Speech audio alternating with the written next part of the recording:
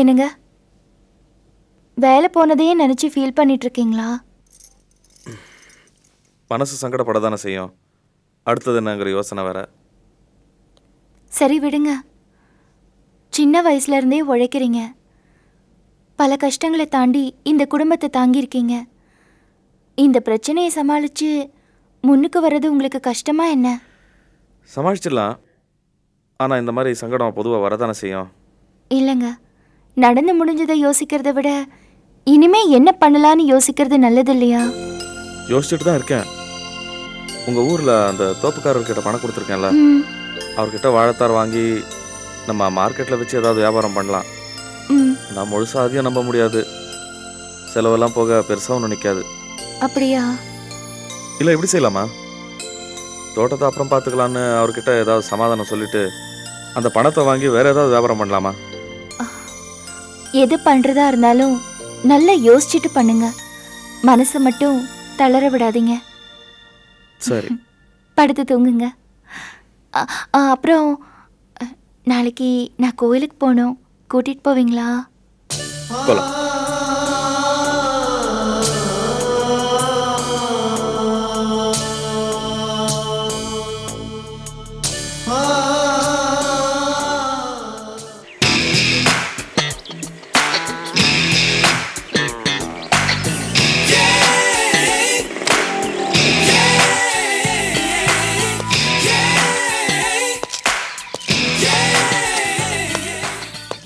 Hello Vijaya, இங்க தானே வேலை பார்க்குறாங்க?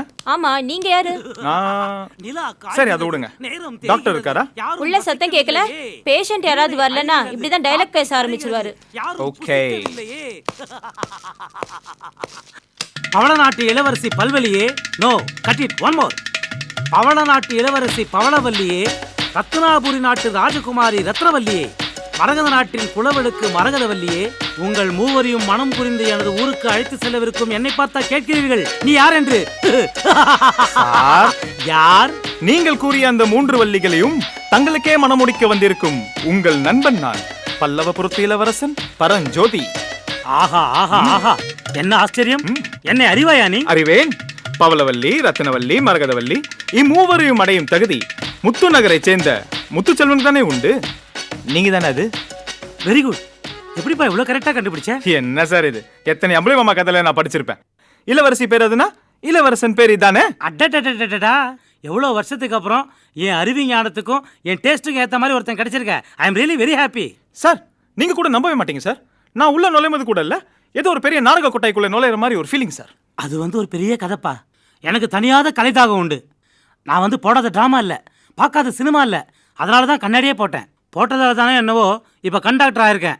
ஆனாலும் அந்த பழைய ஆசைகள் இன்னும் என் மனசில் அப்படியே தேங்கியிருக்கு. தங்களின் பெயர் என்ன? இளங்கோ என்று எனது பெயர். நான் சிவா, டாக்டர் சிவா. மலரே குறிஞ்சி மலரே. சார், முகஸ்துதிக்கு சொல்றேன்னு மட்டும் நினைக்காதீங்க. உங்க டேலண்ட்டுக்கு நீங்க எங்கேயோ போயிருக்க வேண்டியது சார். ஏன் சார் இந்த மாதிரி டாக்டர் தொழிலுக்கு வந்துட்டீங்க? நீங்க மட்டும் சினிமாக்கு வந்திருந்தீங்கன்னு வைங்களேன், ஒரு கலக்கிருப்பீங்க சார்.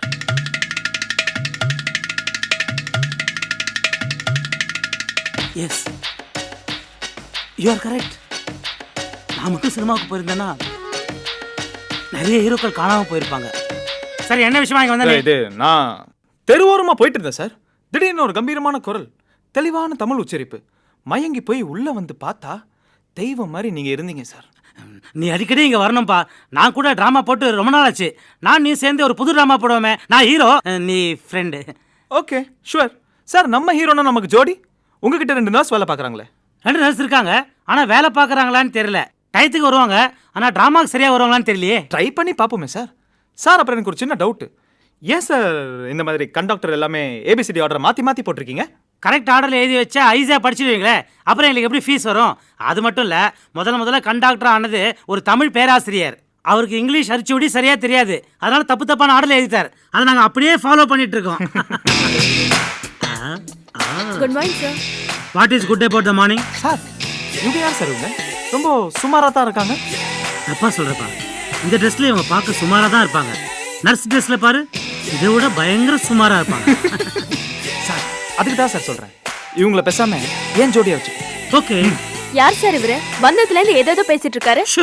இவரு நல்ல நடிகர். கண்ணா பின்னா தான் பேசுவார். எழுதி கொடுத்தத பேசவே மாட்டார். என்னோட பயங்கர க்ளோஸ் அண்ட் திக் ஃப்ரெண்ட். இப்பதான் அறிமுகமானாரு. க்ளோஸ் ஃப்ரெண்ட் இப்பதான் அறிமுகமானாரா? நான் வரேன் சார். வரேன்னு சொல்லிட்டு போறாளேன்னு பாக்குறியா?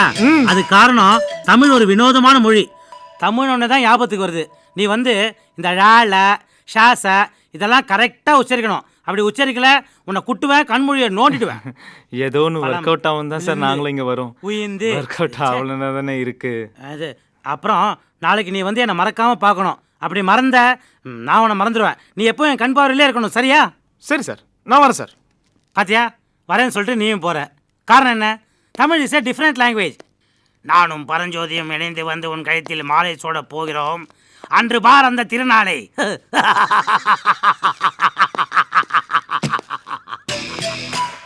ஹலோ இளவரசி, மலை ரெடியா? ஓ, பயந்து தான் செயினுக்கு மாறியாச்சா?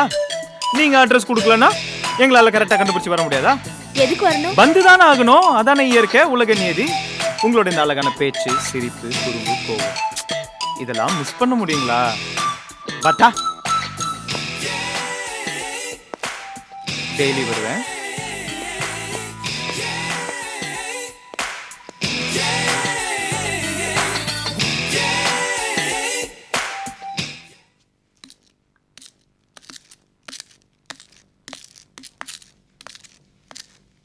வாங்க.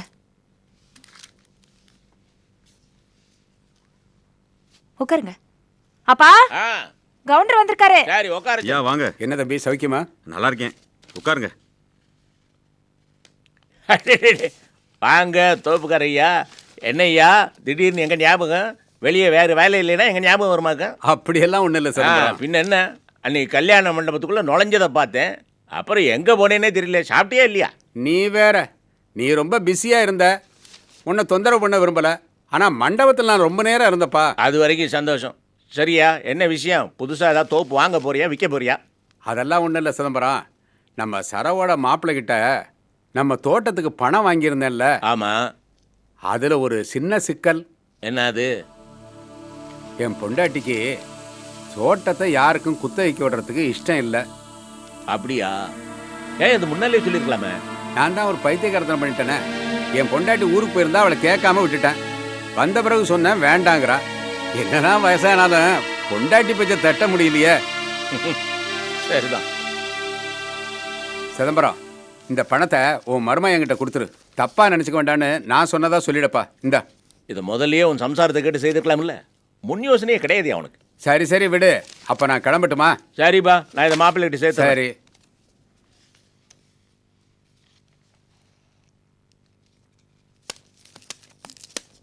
மாமா,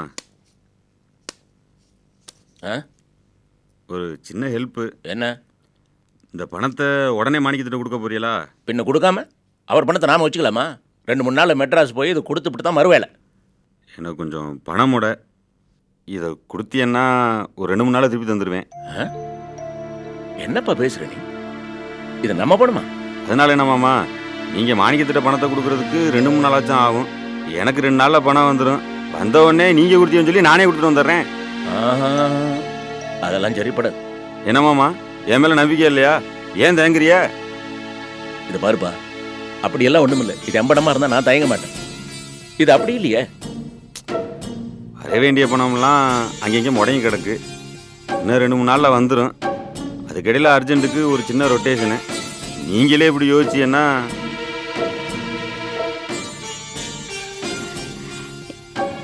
என்னப்பா மாமா திருப்பி தரமாட்டாருன்னு நினைக்கிறீங்களா? அதான் சொல்றாருல. சரி சரி விடுதானா. நானும் ஊரில் நாட்டில் போல கொஞ்சம் பணம் ரொக்கம் வரதட்சணைன்னு வாங்கியிருந்தா நேரம் பணம் காசுக்கு கவலைப்பட தேவையில்லை. நான் தான் கொஞ்சம் இழிச்சாத்தனமாக இருந்துட்டேன். என்னங்க நீங்க என்னமோ சொல்லிட்டேன். அப்பா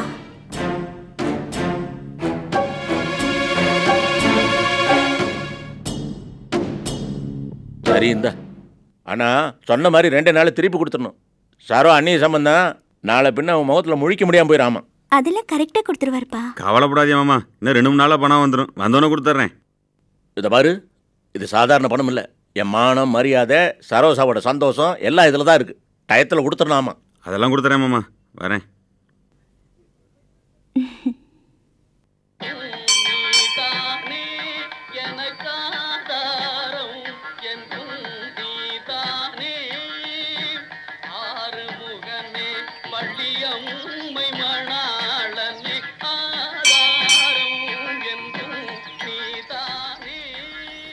நீ வீட்டுக்கு போயிடு, நான் அப்புறம் வரேன். நான் தனியா போகவா? என்ன போயிடுவல? இல்ல, வழி தெரியாது, நீங்களும் வாங்க. டவுனுக்கு வந்தாச்சுமா, இதெல்லாம் பழகிக்கோ. நாளைக்கு குழந்தை குட்டிகளை ஸ்கூலுக்கெல்லாம் கூட்டிட்டு போனோன்னா இனிமே பழகிக்கிறேன். இப்போ நீங்க வாங்க. சரி, நீ இங்கே இரு, நான் கடைக்கிட்ட போயிட்டு வந்துடுறேன். ம். சீக்கிரம் வாங்க. ம்.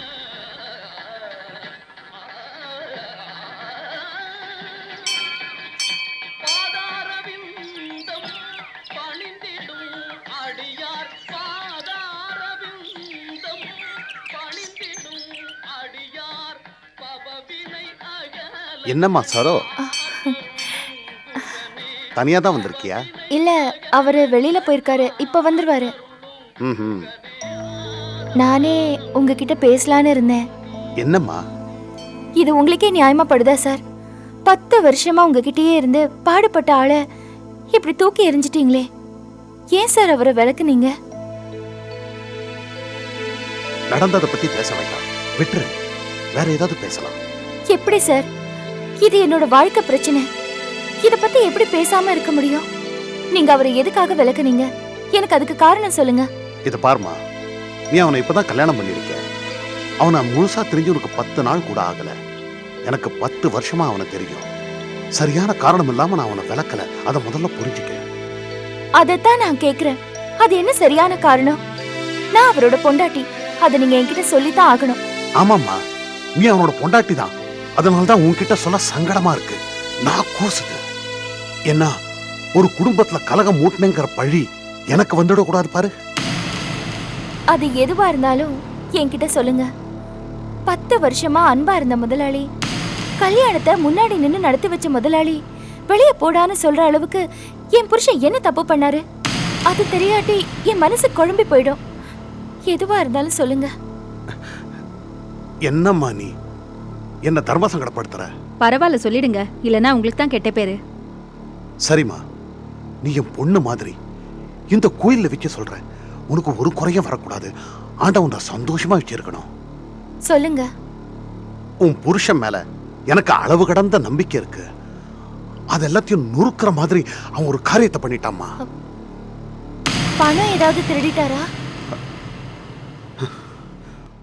பணம் கூட திருடலாமா? அது ஒரு சின்ன தப்பு, மன்னிச்சு விட்டுறலாம். ஆனா துரோகம் பண்ணக்கூடாது, துரோகத்துக்கு துணை போக கூடாது.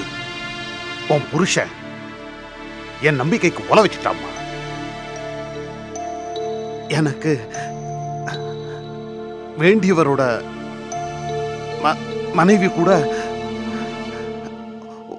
உன் புருஷன் தொடர்பு வச்சிருக்காம்மா.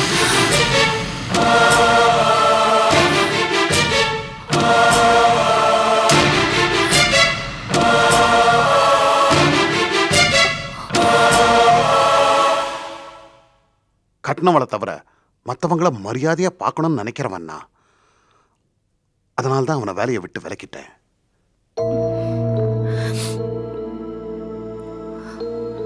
நீங்க சொல்றது உண்மையாவே இருந்தா கூட அந்த பழக்கத்துக்கும் அவர் உங்ககிட்ட வேலை பார்க்கறதுக்கும் என்ன சம்பந்தம்?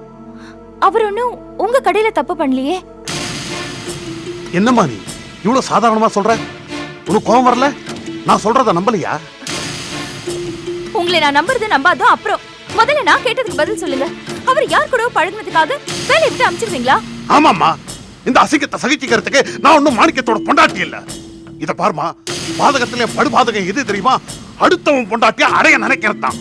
உன் புருஷன் அதை கூசாம பண்ணிட்டு அதை பத்தி எந்த ஒரு சங்கடமும் இல்லாம உனக்கு ஒரு தாலியை கட்டி உனக்கு கொண்டு வந்து வச்சிருக்கான். நீ என்னன்னா அவனுக்கு சப்போர்ட் பண்ணி என்கிட்ட பேசுற.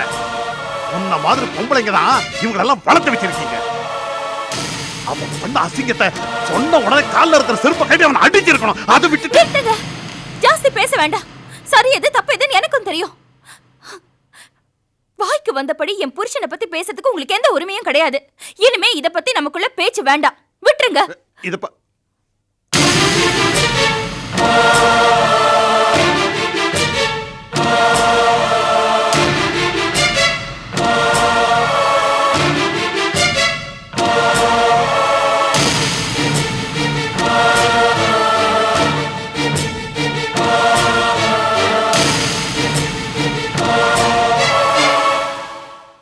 வணக்கம் முதலாளி. நான் கோவிலுக்கு வந்தீங்களா? ஆமா, போலாமா? போலாங்க. மாணிக்கம், இந்த பொண்ணு ரொம்ப அப்பாவியா இருக்கு. அவளுக்கு எந்த கஷ்டத்தையும் கொடுத்துறாத, நல்லபடியா பாத்துக்க. போலாமா? நேரமாச்சு. வரேங்க. ம்.